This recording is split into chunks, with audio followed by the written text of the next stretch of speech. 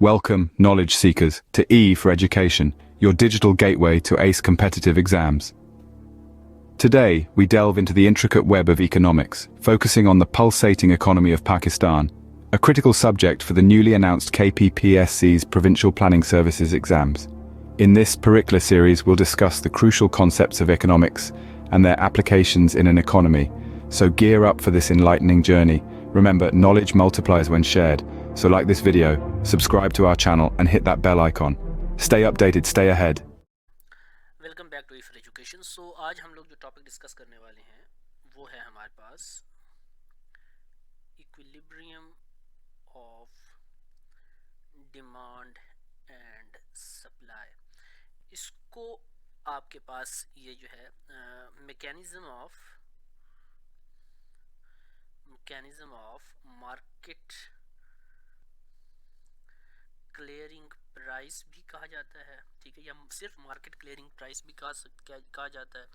इसके अलावा determination of price भी इसको कहते हैं, डिटर्मिनेशन ऑफ प्राइस भी इसको कहा जाता है। ओके, बेसिकली ये हुआ था कि जी प्राइस डिटर्मिन कैसे की जाए, इस चीज़ के ऊपर 18th सेंचुरी में बहुत ज़्यादा मसाइल चल रहे थे। ओके, कुछ हमारे जो इकोनॉमिस्ट्स थे उनका ये ख्याल था कि ओनली डिमांड इज रिस्पॉन्सिबल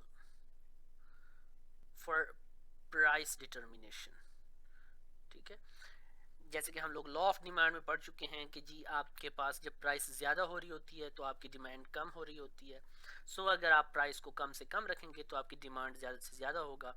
एक तो कुछ इस आर्गूमेंट को मानने वाले थे, कुछ ये कहते थे कि जी सप्लाई जो है आपकी सप्लाई रिस्पॉन्सिबल है, कि जी आप अगर सप्लाई जितनी ज़्यादा रखेंगे उस लिहाज से आपकी जो प्राइस है, अब आपकी जितनी प्राइस ज़्यादा होगी आप उतनी ज़्यादा जो है सप्लाई करेंगे। ठीक है, कुछ ये कह रहे होते थे। और फिर उनका ये ख्याल था कि मार्केट जो है वो क्या करती है, मार्केट अपनी प्राइस खुद डिसाइड करती है। और ये एक वैलिड आर्गूमेंट था उनका, दोनों का। वो ये कह रहे थे कि जी आप डिमांड और प्राइस उनका ये ख्याल था कि जी वो कंपेटिटिव मार्केट्स में जो है वो अलग-अलग हम लोग कह सकते हैं कि जी अलग-अलग रोल प्ले करते हैं। एल्फ्रेड मार्शल ने फिर इस मसले को आके हल किया। उन्होंने क्या किया, उन्होंने कहा कि जी देखें, आपके पास ये हो गई आपकी डिमांड कर्व, ओके, ये हो गई आपकी सप्लाई कर्व। ओके, नाउ जिस पॉइंट पे आपकी डिमांड कर्व और आपकी सप्लाई कर्व एक दूसरे को इंटरसेक्ट करेंगे, उस पे आपकी जो प्राइस आएगी वो आपकी मार्केट क्लियरिंग प्राइस डिटरमिन होगी। और उसके ऊपर आपकी जो क्वांटिटी आएगी वो आपकी क्या होगी, वो क्वांटिटी ऐसी होगी कि अगर आपने वही क्वांटिटी रखी तो फिर आपकी डिमांड और सप्लाई जो है वो बराबर हो जाएगी।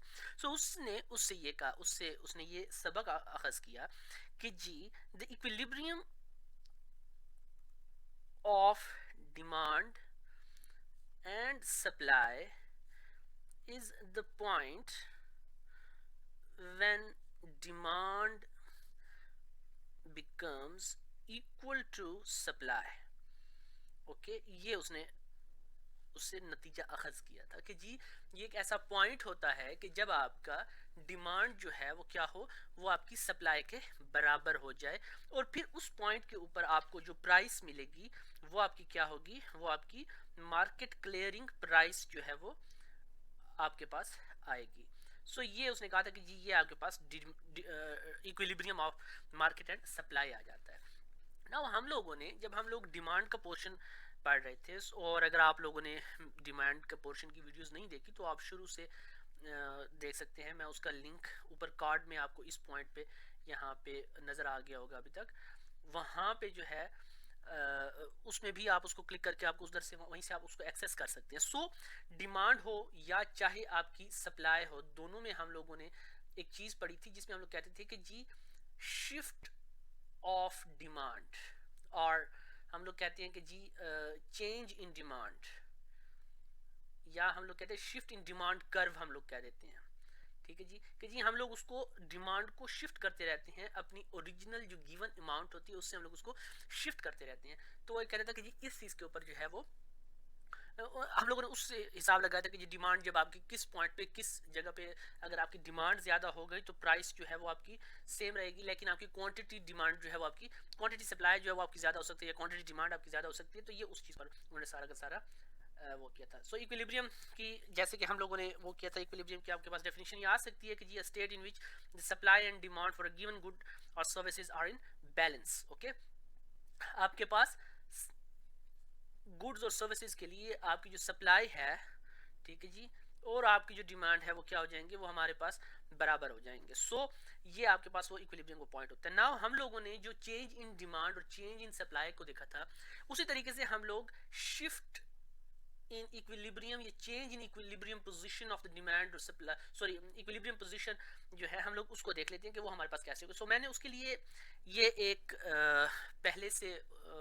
ग्राफ बना हुआ है, ठीक है, मैं उसके ऊपर उसको करूंगा। अब हमारे पास क्या था कि जी जब हम लोग शिफ्ट की बात करते हैं तो उसमें हमारे पास शिफ्ट डिफरेंट तरीके से होते हैं कि जी या तो आपके पास जो आपकी डिमांड कर्व है वो उसमें आपके पास इंक्रीज आएगा, ठीक है, या सप्लाई कर्व जो है उसमें इंक्रीज या डिक्रीज आएगा, ठीक है जी, सप्लाई कर्व में आपके पास इंक्रीज या डिक्रीज आएगा या दोनों में आ रहा होगा, ठीक है जी। तो वो उस तरीके से सो उन्हीं केसेस को देखने के लिए कि जी अगर फॉर एग्जांपल जैसे मैं ले लेता हूँ कि जी पहले मैं कर लेता हूँ, मैं कहता हूँ कि जी सप्लाई को मैं फिक्स कर लेता हूँ, ओके, सप्लाई को मैं फिक्स कर लेता हूँ और मैं कहता हूँ कि जी डिमांड जो है अभी only demand will change, only demand will change. अब डिमांड जो है वो क्या जब चेंज होगी तो डिमांड ज्यादा भी हो सकती है और डिमांड कम भी हो सकती है, ठीक है। सो मैं कह देता हूँ कि जी ये जो पहला केस है इसमें मैं 1.1 ले लेता हूँ कि व्हेन डिमांड इंक्रीजेस, जब हमारे पास डिमांड जो है वो क्या हो, इंक्रीज हो रहा हो। हमेशा याद रखें कि जब कोई चीज इंक्रीज होगी आपके ग्राफ में तो वो क्या होगा, वो उसके राइट साइड पे जो है हमेशा राइट साइड की तरफ जो है वो मूव करेगी, और जब वो डिक्रीज होगी तो वो क्या करेगी, हमेशा लेफ्ट साइड की तरफ जो है वो मूव करेगी। सो अब मैंने क्या किया, मैंने यहाँ पे कहा कि जी जब हमारी डिमांड जो है वो इंक्रीज हो रही है, सो डिमांड को इंक्रीज करने के लिए मैं क्या करता हूँ कि जी मैं डिमांड को यहाँ पे इंक्रीज कर लेता हूँ।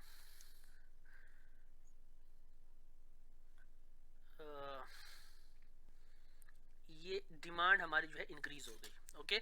सो जब डिमांड हमारे पास इंक्रीज होगी तो ये आपके पास जो है नया इक्विलिब्रियम पॉइंट आ जाएगा, ओके।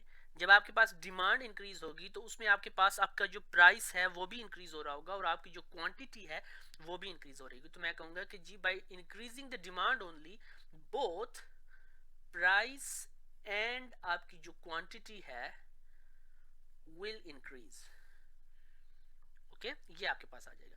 इसी तरीके से जब हम लोग उसका केस नंबर 2.2 जब लेते हैं कि जब मैं कहता हूं कि जी व्हेन डिमांड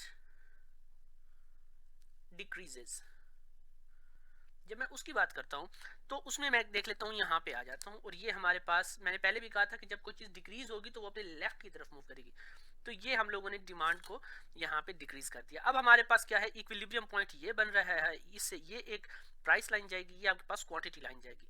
सो ये आपकी P2 आ जाएगी, ये आपकी P है, ये P2 आ जाएगी और ये आपके पास Q2 आ जाएगी। सो मैं कह सकता हूँ कि जब आपकी प्राइस जो है वो सॉरी जब आपकी डिमांड डिक्रीज हो तो फिर आपकी प्राइस एंड क्वांटिटी बोथ जो है वो क्या करेंगे, डिक्रीज हो रहे होंगे, ठीक। ये आपके पास आपका पहला जो आया कि जिसमें आपने सप्लाई को फिक्स कर लिया था और डिमांड जो है आप उसको इंक्रीज और डिक्रीज कर रहे थे। नाउ सेकंड जो हमारा केस होगा उसमें हम क्या करेंगे, उसमें हम लोग डिमांड को फिक्स कर लेंगे, डिमांड हमारी फिक्स्ड होगी और हमारी जो सप्लाई है सप्लाई को हम लोग इंक्रीज और डिक्रीज करेंगे। तो जब हम लोग इसी पोर्शन में जब हम लोग देखते हैं कि जी सप्लाई को हम लोगों ने सबसे पहले मैं कहता हूँ कि जी ये 1.2 है, ये हमारे पास 2.1 आ गया। जब हमारे पास क्या होगा कि डिमांड हमारे पास इंक्रीज हो रही होगी, सो जब हमारे पास सॉरी प्राइस हमारे पास इंक्रीज हो रही होगी, सप्लाई हमारे पास इंक्रीज हो रही होगी। तो जब सप्लाई को मैं इंक्रीज कर रहा हूँ तो इस साइड पे मूव करेगा, तो जब वो इस साइड में मूव करेगा तो यहाँ पे मेरे पास फॉर एग्जांपल एक उसकी लाइन बनती है। अब हमारे पास जो दो पॉइंट्स बनेंगे वो ये बनेंगे, ये इसकी क्वांटिटी होगी और ये इसकी प्राइस होगी। सो प्राइस जो है इस केस में वो क्या होगी, वो कम हो रही होगी, और जो क्वांटिटी है वो आपकी क्या कर रही होगी, वो आपकी ज्यादा हो रही है। और एक ऑब्वियस सी बात है कि जब भी आपकी प्राइस जो आपकी सप्लाई जब आपकी मार्केट में ज्यादा हो जाती है तो आपके जो रेट्स होते हैं वो क्या हो जाते हैं, वो नीचे आना शुरू हो जाते हैं, आपकी जो प्राइसेस होती हैं वो नीचे आना शुरू हो जाती हैं। Same is the case with कि जब मैं सप्लाई को कम करना शुरू कर देता हूँ, ओके। सो जब मैं सप्लाई को कम करूंगा, ठीक है, फिर क्या होगा हमारे पास, सप्लाई को कम करने से हमारे पास एक तो यहाँ पे सॉरी सप्लाई लाइन ये है, जब मैं सप्लाई को कम करूंगा, ओके, सप्लाई यहाँ पे कम होगी लेफ्ट साइड पे, जब मैं सप्लाई को कम करूंगा तो फिर देखें, फिर हमारे पास ये है कि ये जो आपका प्राइस है वो बढ़ जाएगी, और जो आपकी क्वांटिटी जो है प्रेजेंट इन द मार्केट वो आपकी क्या होगी, वो कम हो जाएगी आपके पास, ठीक है।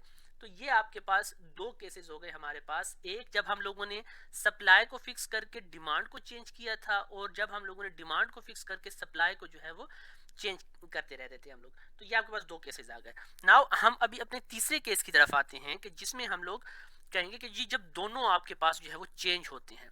सो जब दोनों चेंज हो रहे होते हैं तो उसमें फिर हमारे पास डिफरेंट केसेस बनते हैं। लाइक फॉर एग्जांपल मैं ले लेता हूँ केस नंबर, मैं कहता हूँ कि ये केस नंबर 3 है, when both demand and supply changes. अब क्या है, अभी ये है कि जी इसमें 3.1 केस जो है वो कहते हैं कि जी जब आपके पास बोथ डिक्रीजेस, ठीक है जी, जब दोनों डिक्रीज हो रहे होंगे तो फिर उसमें फिर आपके पास क्या है, तीन ऑप्शन है, ठीक है। अब तीन ऑप्शन कौन से हैं, एक तो ये है कि जी डिक्रीज इन सप्लाई जो है आपकी, या डिक्रीज इन डिमांड जो है आपके पास वो इक्वल हो इन डिक्रीज इन सप्लाई में, ठीक है। तो फॉर एग्जांपल यहाँ पे मैं देख लेता हूँ कि जी सप्लाई में जो डिक्रीज आ रहा है हमारे पास वो आ रहा है ये, और जो आपका डिमांड में डिक्रीज आ रहा है वो आ रहा है फॉर एग्जांपल ये। अब आपकी जो प्राइस रहेगी वो यही रहेगी, लेकिन आपकी क्वांटिटी जो है वो कम हो जाएगी, ओके। सो जब ये इन दोनों में बराबर का डिक्रीज आएगा तो प्राइस पे आपका कोई फर्क नहीं पड़ेगा, लेकिन आपकी जो क्वांटिटी है वो क्या हो जाएगी, वो आपकी डिक्रीज हो जाएगी आपकी in the market. Secondly 3.2 case number जो है हमारे पास कि जब हमारे पास डिक्रीज इन डिमांड जो है वो लेस देन हो डिक्रीज इन सप्लाई में। सो डिक्रीज इन डिमांड जो है वो हमारे पास कम हो और डिक्रीज इन सप्लाई जो है वो हमारे पास ज्यादा हो। सो फॉर एग्जांपल ये हमारे पास डिक्रीज इन डिमांड है और ये हमारे पास डिक्रीज इन सप्लाई है, ठीक है। सो डिक्रीज इन डिमांड जो है हमारे पास वो जब आपके पास कम होगा और डिक्रीज इन सप्लाई जो है वो आपके पास ज्यादा होगा, तो फिर क्या होगा, फिर भी आपके पास प्राइस जो है आपकी वो बढ़ जाएगी और आपका जो यहाँ पे क्वांटिटी है वो कम हो जाएगी। सो प्राइस आपकी जो है वो बढ़ रही होगी और क्वांटिटी जो है वो आपकी घट रही होगी। इसी तरीके से हमारे पास केस नंबर 3.3 जो है कि जिसमें हम लोग कहते हैं कि decrease in demand is greater than decrease in supply, ठीक है जी, कि जब आपके पास डिमांड का जो कमी है या डिमांड में जो आप कमी ला रहे हैं वो आपकी ज्यादा हो, ठीक है, और सप्लाई की जो कमी है वो आपकी कम हो। लाइक फॉर एग्जांपल यहाँ पे मैं ले लेता हूँ, ये आपके पास डिमांड का डिक्रीज आ गया, ओके, और ये आपके पास आ गया सप्लाई का डिक्रीज, ठीक। अब डिक्रीज इन डिमांड आपके पास क्या हुआ है, डिक्रीज इन डिमांड जो है वो बहुत ज्यादा है और डिक्रीज इन सप्लाई जो है वो कम है। सो उससे क्या होगा, आपकी प्राइस जो है वो नीचे आएगी और जो आपका क्वांटिटी जो है वो क्या होगा, वो आपकी ज्यादा हो जाएगी, ओके। सो प्राइस आपकी नीचे आ जाएगी आपकी, लेकिन क्वांटिटी जो है वो आपकी बढ़ रही होगी। ये आपके पास तीन केसेस वो हैं कि जब दोनों के दोनों क्या हो, कम हो रहे हो। नाउ अब हमारे पास दूसरा जो उसका केस है जिसको हम लोग फोर्थ केस कहते हैं, और फोर्थ केस में ये है कि जी जब आपके पास डिमांड जो है वो ज्यादा हो रही हो और जो सप्लाई है वो आपकी क्या हो रही हो, वो कम हो रही हो। सो ये आपके पास है कि when demand increases but supply decreases. अब इसमें फिर तीन केसेस हैं। पहला केस क्या है कि जी increase in demand is greater than decrease in supply, ठीक है। इंक्रीज इन डिमांड जो होगा आपका वो क्या होगा, सॉरी पहले तो मैं कह दूं कि वो दोनों बराबर हैं अगर, ठीक है जी, कि जितना आप सप्लाई में आप डिक्रीज कर रहे हैं, ओके, उतना ही आप डिमांड में इंक्रीज कर रहे हैं, ठीक है। तो उससे क्या होगा, आपकी यहाँ पे अगेन प्राइस जो है वो बढ़ रही है, लेकिन आपकी जो क्वांटिटी है वो क्या हो रही है, प्राइस आपकी बढ़ रही है लेकिन आपकी क्वांटिटी जो है वो कम हो रही है इन द मार्केट। फिर दूसरा आपके पास केस है कि जी जब आपका डिक्रीज इंक्रीज इन डिमांड जो है वो लेस देन हो जब आप डिक्रीज इन सप्लाई से। सो जब आप उसको देखते हैं, ओके, जब आप उसको देखते हैं कि जी decrease in increase in demand जो है वो आपका क्या है, वो आपका ज्यादा है, सॉरी वो आपका कम है, और डिक्रीज इन सप्लाई जो है वो बहुत कम है।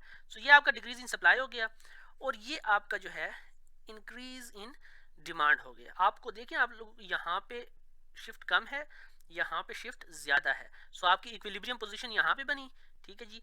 आपने क्या किया, आपने डिमांड को बहुत ज्यादा बढ़ा दिया, ठीक है, और जो आपकी सप्लाई है उसको आपने कम कर दिया।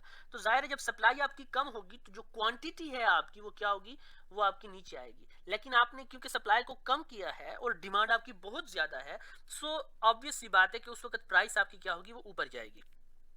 ठीक इसी तरीके से जब आपका इंक्रीज इन डिमांड जो है वो ग्रेटर देन होगा आपकी डिक्रीज इन सप्लाई से। सो अब आपके पास क्या है, अब इसको थोड़ा सा उल्टा कर लें, ठीक है। उल्टा कैसे कर लें कि जी सप्लाई में जो आपका इंक्रीज आया है, सप्लाई में जो आपका इंक्रीज आया है वो कम, डिक्रीज आया है वो आपके पास कम हो, और डिमांड में जो आपका इंक्रीज आया है वो ज्यादा हो, तो फिर भी वैसा ही होगा। लेकिन इसमें क्या होगा कि जब आपके पास आपकी सप्लाई में जो है आपने कम इंक्रीज किया है, कम डिक्रीज किया है, लेकिन आपकी डिमांड जो है उसमें ज्यादा आया, तो आपको आपकी क्वांटिटी जो है यहाँ पे वो क्या होगी, वो बढ़ेगी। और जो आपकी सप्लाई है, सप्लाई की वजह से आपकी प्राइस जो है वो भी आपकी क्या हो जाएगी, वो भी आपकी बढ़ना शुरू हो जाएगी, क्योंकि उसमें आपने क्या किया, उसमें आपने कम रखा हुआ है अपने उसको, अपनी डिमांड सप्लाई की जो आपने सेटिंग की हुई है उसको आपने नीचे ले आए हैं। उसके बाद हम लोग कह सकते हैं कि जी जब आपके पास डिमांड जो है वो इंक्रीजिंग पोजीशन में हो और सप्लाई जो है वो, सॉरी डिमांड आपके पास डिक्रीजिंग पोजीशन में हो और सप्लाई आपके पास इंक्रीजिंग पोजीशन में हो। नाउ जब डिमांड का इंक्रीज और डिमांड का डिक्रीज और सप्लाई का इंक्रीज जो है वो जब बराबर होंगे, तो उस वक्त क्या सिचुएशन होगी उसको हम लोग देख लेते हैं। डिमांड का decrease, okay, so decrease in demand, sorry decrease in demand और इंक्रीज इन सप्लाई जब ये बराबर होंगे, तो फिर क्या होगा, वही होगा कि जी आपकी जो क्वांटिटी है, क्वांटिटी जो है वो सेम रहेगी, लेकिन आपकी जो प्राइस है वो क्या आ जाएगी, नीचे आ जाएगी, ठीक है। उसके बाद आपकी, क्योंकि आपकी डिमांड जो है वो कम हो चुकी है, किसी चीज़ की जब डिमांड गिरती है तो ऑब्वियस सी बात है कि उसकी फिर प्राइस नीचे आ रही होती है। उसके बाद हम लोग कहते हैं कि जी जब डिक्रीज इन डिमांड जो है वो क्या हो, जब आपके पास डिक्रीज इन डिमांड जो है वो क्या हो, वो आपका ग्रेटर देन हो सप्लाई के इंक्रीज से। सो आपने जो आपका जो डिमांड का डिक्रीज है, यहाँ पे आपका डिमांड का डिक्रीज आ गया, ठीक है। अब ये डिमांड का डिक्रीज जो है वो ज्यादा है, लेकिन सप्लाई का इंक्रीज जो है वो आपका क्या है, कम है। तो इस सूरत में क्या होगा कि जब आपकी सप्लाई कम होगी तो मार्केट में आपकी क्वांटिटी ऑब्वियस सी बात है कि वो नीचे आएगी, और जब आपकी क्या है डिमांड में भी कमी आ रही है तो आपकी प्राइस जो है वो भी नीचे आ रही होगी। लेकिन उसमें फर्क ये होगा कि आपकी प्राइस जो है वो मामूली कम होगी, लिटिल बिट होगी, और जब आपकी जो क्वांटिटी है वो ज्यादा कम हो रही होगी यहाँ पे, ठीक है, क्योंकि आपकी डिमांड भी कम हो रही है इसमें। सेकंड हमारे पास क्या है, जो इसका फोर्थ वो है कि जब आपके पास डिक्रीज इन डिमांड जो है वो लेस देन हो increase in supply. So decrease in demand जो है आपका वो फॉर एग्जांपल आपका यहाँ आ रहा है, और इंक्रीज इन सप्लाई जो है वो ज्यादा आ रहा है। तो इंक्रीज इन सप्लाई जब आप करेंगे तो आपकी क्वांटिटी ऑब्वियस सी बात है कि वो ऊपर आएगी, लेकिन आपकी डिमांड जो है उसमें डिक्रीज आ रहा है, तो उसकी वजह से आपकी प्राइस जो है वो क्या करेगी, वो आपकी नीचे जाएगी। ये आपका वो सिस्टम है, ये आपका जो है आपका जब आपकी डिमांड जो है वो इंक्रीज कर रही है और सप्लाई आपकी जो है वो डिक्रीज कर रही हो। अब आपके पास है कि जब आपके पास दोनों जो हैं वो क्या कर रहे हो, वो दोनों जो हैं वो आपके पास बढ़ रहे हो, ठीक है जी। जब दोनों आपके पास इंक्रीज कर रहे हो, देखिए सबसे पहले हम लोगों ने देखा था जब दोनों डिक्रीज कर रहे थे, फिर हम लोगों ने देखा था कि जब एक डिक्रीज कर रहा था तो दूसरा इंक्रीज कर रहा था, ठीक है। उसके बाद अब हम लोग देखेंगे कि जी जब आपके पास दोनों जो है वो इंक्रीज कर रहे हो तो उस वक्त क्या सिचुएशन बनेगी। सो उसको देखने के लिए मैं कह देता हूं कि जी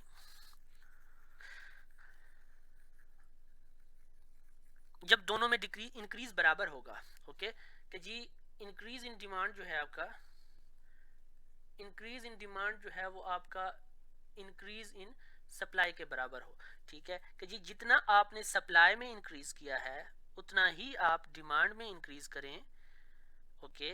तो फिर उससे क्या होगा कि आपका प्राइस जो है वो सेम रहेगा लेकिन आपकी क्वांटिटी ज़्यादा होगी। प्राइस इंक्रीज होगी, क्वांटिटी जो है आप सॉरी प्राइस सेम रहेगी लेकिन आपकी जो क्वांटिटी है वो ज़्यादा रहेगी। Same is the case with कि जब आपके पास इंक्रीज इन डिमांड जो है वो ज़्यादा हो इंक्रीज इन सप्लाई से। सो यहाँ पे जो आपके सप्लाई है, सप्लाई अगर फॉर एग्जांपल यहाँ पे आ जाता है, ठीक है, तो फिर क्या होगा कि आपकी प्राइस जो है वो sorry sorry sorry sorry increase in demand जो है आपके पास वो ज्यादा हो रहा है और सप्लाई जो है इतनी ज्यादा नहीं है, तो फिर उससे क्या होगा कि आपकी प्राइस जो है वो बढ़ेगी और आपकी क्वांटिटी भी थोड़ी सी बढ़ेगी। लेकिन इंक्रीज इन प्राइस जो है वो क्या होगा, वो आपके पास थोड़ा ज्यादा होगा उस केस में।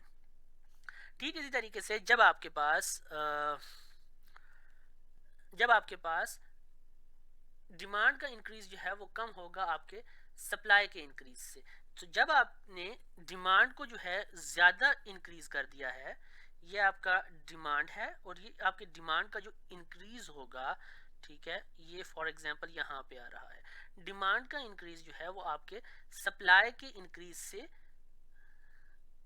कम है, ये यहाँ पे मैं कह देता हूँ, ओके। सो जब आपके सप्लाई जो है वो आपने कम वो की है तो उससे आपकी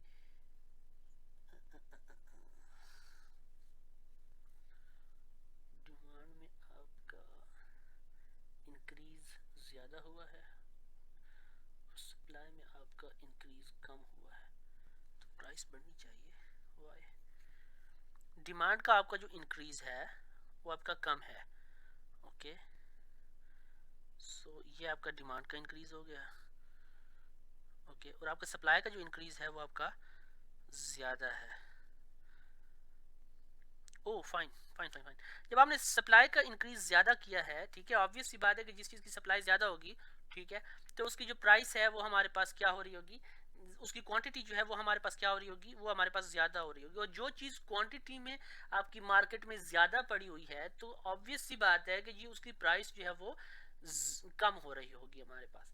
तो ये कुछ उसके शिफ्ट के जो है आपके पास थे कि जब आपके पास डिमांड और सप्लाई जब आपके पास अलग-अलग इंक्रीज या डिक्रीज हो, जब आपके पास दोनों डिमांड और सप्लाई जो है वो इंक्रीज हो रहे हो तो उस वक्त क्या सूरत हाल होगी, जब दोनों डिक्रीज हो रहे होंगे उस वक्त क्या सूरत हाल होगी, और जब एक इंक्रीज और दूसरा डिक्रीज हो रहा होगा तो उसमें क्या जो है सिचुएशन होगी आपकी मार्केट में, कि जी आपकी मार्केट में अवेलेबल क्वांटिटी जो है आपकी वो कितनी पड़ी हुई है, आपकी दुकानों पे आप लोगों ने जो प्रोडक्शन दी हुई है या आप लोगों ने दुकानों पे जो आप लोगों का माल पड़ा हुआ है वो क्या ज़्यादा पड़ा हुआ है और प्राइस उसकी नहीं लग रही, वो क्या वजूहात हैं। तो फिर आप क्या कर देते हैं, आप उस लिहाज से क्या अपनी प्राइसेस को कम ज़्यादा कर सकते हैं, ठीक है।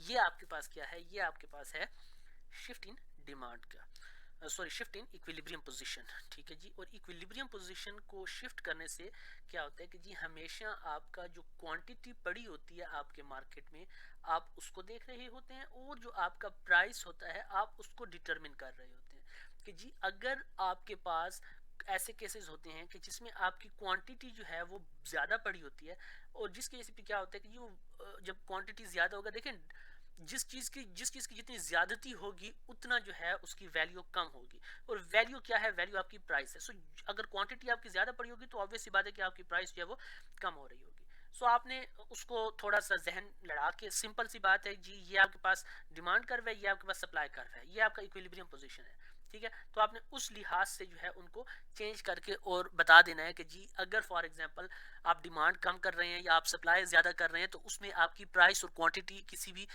पॉइंट पर आपकी जो मार्केट है उसमें आपकी प्राइस और क्वांटिटी किस मयार की होगी या किस मिकदार की होगी, वो आपके डिटरमिन करना जो है, ये शिफ्ट इन डिमांड जो है ये सारा का सारा आपको ये बता रहा होता है।